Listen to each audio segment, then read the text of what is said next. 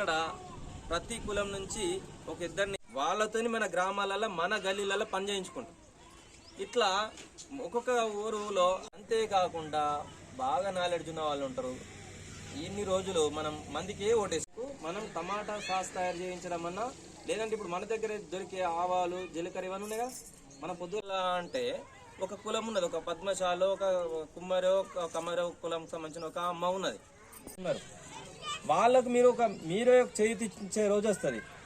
డబ్బులు మీరే జమ చేసుకొని మీరు పొదుపు చేసుకున్న దాంట్లో నుంచి ఒక ఉపాధి కల్పిస్తాం.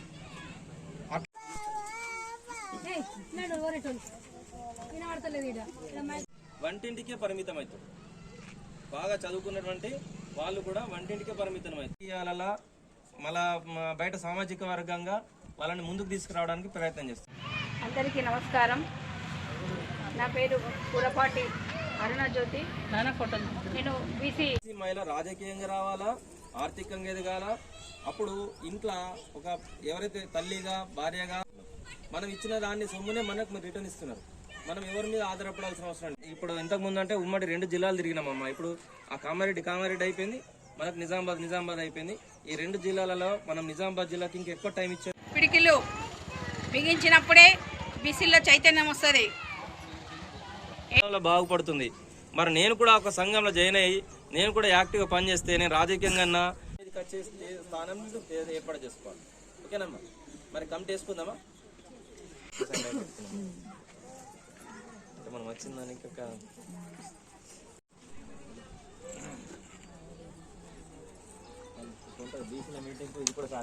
అయిపోతుంది కదా, వాళ్ళు వస్తారు పైసలు ఇస్తారు, వీళ్ళు వస్తారు పైసలు ఇస్తారు, అయిపోతుంది కదా అని అనుకుంటాం. కానీ మన ఇంకా ఎంత బలం ఉందో మనకు తెలియదు. ఎవరైనా ఒక లీడర్ మన ఇంటి ముందుకు వచ్చిండు అనుకో, వాళ్ళకి మేము ఓటేయము, 50 మంది ఉన్నాం ఓటేయము, మాకు ఈ పని చేస్తే మేము ఓటేస్తామని ఎవరైనా గట్టిగా అడిగిండ్రు అనుకో, వాడు సచ్చినట్టు ఆ పని చేయాలి. వాడికి ఏం కావాలా? ఓట్లు కావాలి. అప్పుడు అన్నాడు నేను చెయ్యాను అన్నాడు, చేస్తా అంటాడు. ఒక్కొక్కరు ఊర్లలో ఏం చేస్తారంటే తెలివితోని రాపి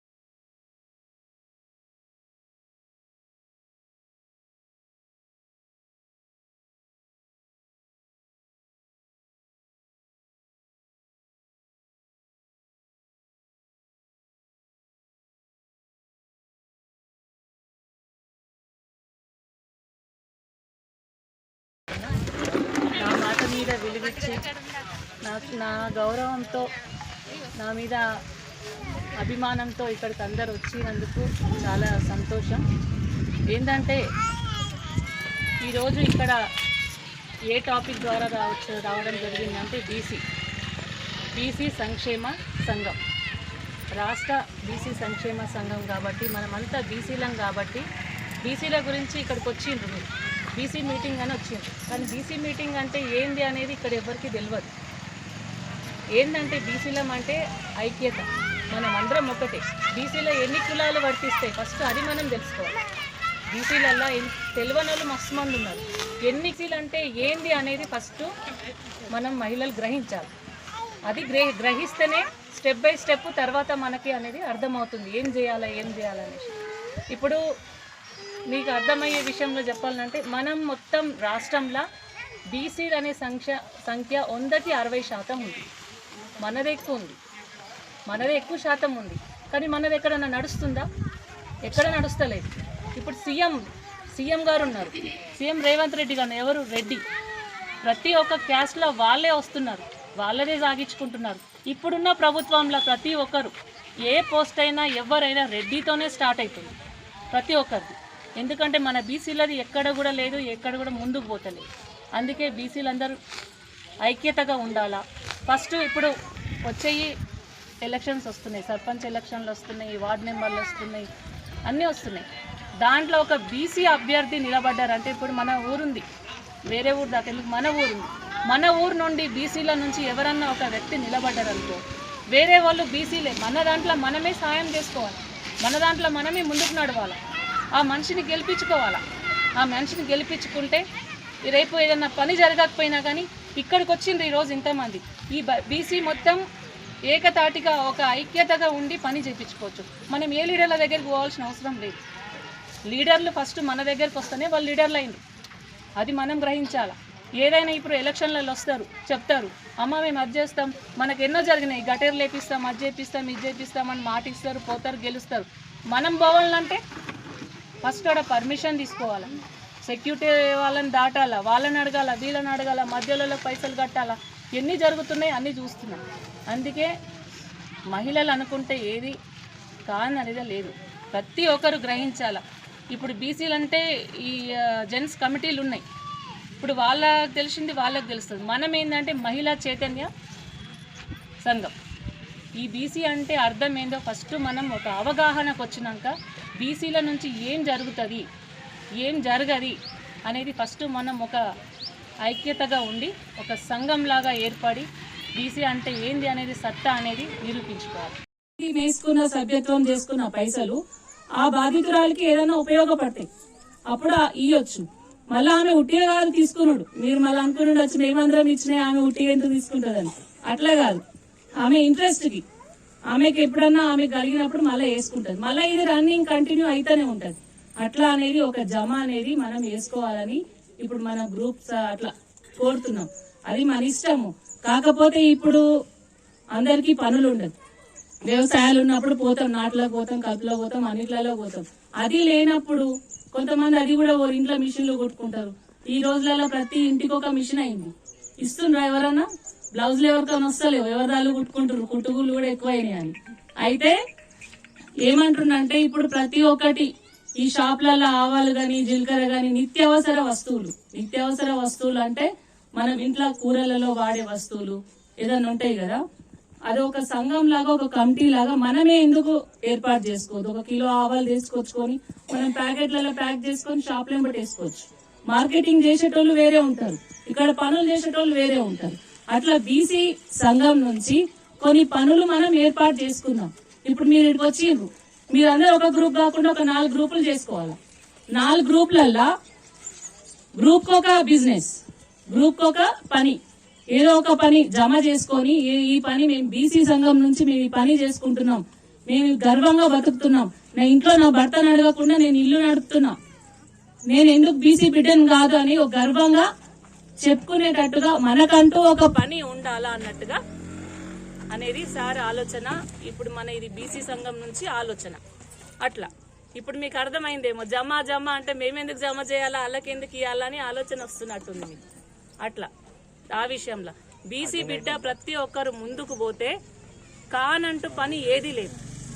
ప్రతి ఒక్కరు ముందుకెళ్దాం, మన సత్తా ఏందో చూపించుకుందాం. బీసీ అంటే ఏందో అనేది ప్రతి ఒక్కరికి అరే వీళ్ళని కదిలియొద్దు, అమ్మో వీళ్ళు బీసీలు అన్నట్టుగా భయం అనేది కలగాల. సరేనా? అందరూ ఐక్యతగా ఉందాం. మహిళలు అనుకుంటే కానిదేం లేదు. ఈ రోజు నన్ను నమ్మి ఇక్కడ ఇంతమంది వచ్చిందా లేదా? ఎలక్షన్స్ అప్పుడు ఎట్లాగో మీటింగ్లకు వస్తారు, కానీ ఇది బీసీ ప్రేమ మీద, బీసీ సంఘం ప్రేమ మీద, నేను బీసీ బిడ్డని అని అధికారంతోని హక్కుతోని వచ్చిండ్రు. నా మీద గౌరవంతోని, మన బీసీ సంఘం గౌరవంతో. అట్లాగే మనం ముందుకు వెళ్దాం, అన్నిట్లలో చేయూతను అందించి సహకరిస్తారు మన సార్ వాళ్ళు, అందరు మేడం వాళ్ళు ఉన్నారు, అందరూ కూడా మనని ముందుకు నడిపిస్తారు. మనం కూడా వాళ్ళకి సహకరిద్దామని కోరుతున్నాను. జై బీసీ. అందరికీ నమస్కారం. మనం ఇప్పుడు నిజామాబాద్ జిల్లా డిచ్పల్లి మండలం ధర్మారం గ్రామంలో బీసీ మహిళా చైతన్య సదస్సును నిర్వహించాం ఇందాక. ఇప్పుడు మహిళల్లో నెలకొన్నటువంటి సృజనాత్మకతను బయటకు తీసి వారిని ప్రోత్సహించేందుకు మహిళా చైతన్య సదస్సులు జిల్లాలో ఏర్పాటు చేయడం జరుగుతుంది. దానిలో భాగంగా ఈరోజు ధర్మారం గ్రామ కమిటీ ఎన్నికతో పాటు వారి స్థితిగతులపై అవగాహన సదస్సు నిర్వహించడం జరిగింది. బీసీలు ఉన్న పరిస్థితుల్లో ఆశించి కాకుండా శాసించి పదవులు ఏర్పాటు చేయాలన్న సంకల్పంతో గ్రామీణ స్థాయిలో ఉన్నటువంటి మహిళని ఖచ్చితంగా వంటింటికి పరిమితం కాకుండా ఎట్టి పరిస్థితుల్లో ముందుకు తీసుకెళ్లి వాళ్ళకి రాజకీయ భవిష్యత్తుతో పాటు ఆర్థిక భవిష్యత్తును కల్పించాలని బీసీ సంక్షేమ సంఘం పనిచేస్తూ ఉంది. దాంట్లోనే ఎందుకంటే వాళ్ళు చదువుకున్న వాళ్ళు కూడా ఉన్నారు, రాజకీయంగా వాళ్ళు ప్రజలకు సేవ చేసే అవకాశాలు ఉన్న వారు కూడా పరిమితం అయిపోతున్నారు. కాబట్టి వారిని భవిష్యత్తులో రాజకీయాలలో రాణించాలంటే బీసీ సంక్షేమ సంఘం వేదిక మారనున్నది. దాంట్లో భాగంగానే ప్రతి గ్రామంలో అవేర్నెస్ కార్యక్రమాన్ని నిర్వహిస్తున్నాం. మన ఓటు మన సీటు అనే కార్యక్రమం ద్వారా మన ఓట్లు మనకేయించుకొని ఖచ్చితంగా రాజ్యాధికారం అందించే దిశగా పనిచేస్తూ ఉంది. ఇప్పటి వరకు భారతదేశ చరిత్రలో తెలంగాణ రాష్ట్రం, ఉమ్మడి ఆంధ్రప్రదేశ్లో కూడా ఇప్పటి వరకు బీసీ ముఖ్యమంత్రి లేకపోవడం దురదృష్టకరం. కాబట్టి రానున్న రోజుల్లో ఆ కళ నెరవేర్చేందుకు ఆర్ కృష్ణయ్య గారు చాలా కష్టపడి పనిచేస్తూ ఉన్నారు. గత 50 సంవత్సరాలుగా నిర్విరామంగా బీసీల సమస్యల పరిష్కారం కోసం తాను ఒక కొవ్వొత్తిలా కరుగుతూ బీసీల సమస్యలపై అనునిత్యం పోరాడుతూనే ఉన్నారు. వారెన్నో జీవోలు, ఈరోజు గురుకులాల ఏర్పాటు కానీ హాస్టళ్ల ఏర్పాటు కానీ తన చలువనే కేవలం ఒక ఉద్యమం పరంగానే కాకుండా విద్యార్థులకు ఏ కష్టం వచ్చినా నేనున్నా అంటూ ముందు వరుసలో నిలుస్తూ వాళ్ళకు కార్యక్రమాలు చేస్తూ వాళ్ళని ఈరోజు ఇక్కడికి తీసుకొస్తున్నాడు. ఇది కేవలం కొందరు ప్రభాగండ చేస్తూ ఉన్నారు. ఇది బీసీల ఉద్యమం అంటే అందరికీ కూడా మనం పనిచేస్తా ఉన్నాం. పేద తల్లికి పిడికెట్ బియ్యం కార్యక్రమం ద్వారా ఇతరులకు కూడా మనం చేయూతనిచ్చినాం. ఎందుకంటే పిడికెట్ బియ్యం అనే కార్యక్రమం ద్వారా ఒక చిన్న చెల్లికి పెళ్లికి మనం రైస్ అందించడం జరిగింది. ఒక పేద తల్లికి ఆరోగ్యం పరిస్థితి ఉంటే కూడా మనం డబ్బులు ఇవ్వడం జరిగింది. ఇలా అనేక కార్యక్రమాలు చేస్తూ ఉన్నాం. కొందరు పనిగట్టుకొని బీసీ ఉద్యమాన్ని తప్పుడు ప్రచారం చేస్తూ తొక్కడానికి ప్రయత్నం చేస్తూ ఉన్నారు. మేము రబ్బర్ బంతి లాంటి వాళ్ళం, ఎంత కొడితే మేము అంత పైకి ఎదుగుతాం. దాన్ని గుర్తుంచుకోవాలా. రానున్న రోజులలో బీసీలది రాజ్యాధికారం, ఆ రాజ్యాధికార దిశ కోసమే మేము పనిచేస్తా ఉన్నాం.